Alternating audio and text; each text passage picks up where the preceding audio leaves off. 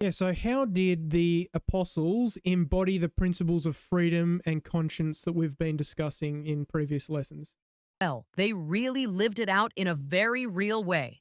For example, you got Stephen, the first martyr who boldly spoke the truth and was stoned for it. Then you have Peter and John stood before the Sanhedrin and said, "We must obey God rather than men." And of course, there's Paul, who, even when he was in chains, continued to preach with total freedom of spirit.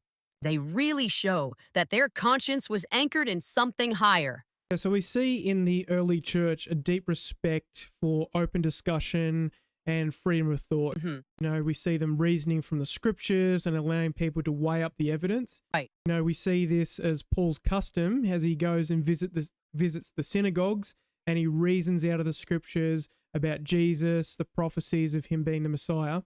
Also, we see the Bereans be commended for their way of studying the scriptures and basically keeping the apostles and Paul himself accountable to see if what Paul was saying actually held water. Right. And so within the church itself, even Paul emphasized liberty of conscience. Let every man be fully persuaded in his own mind.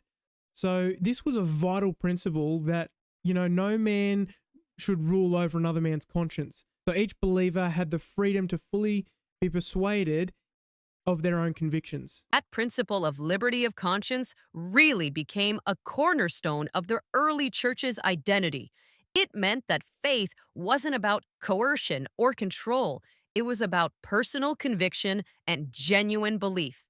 And that really shaped a community that valued open dialogue, mutual respect, and the idea that each person was responsible for God, for their own faith. So it was a powerful and kind of radical idea at the time, and it really set the early believers apart.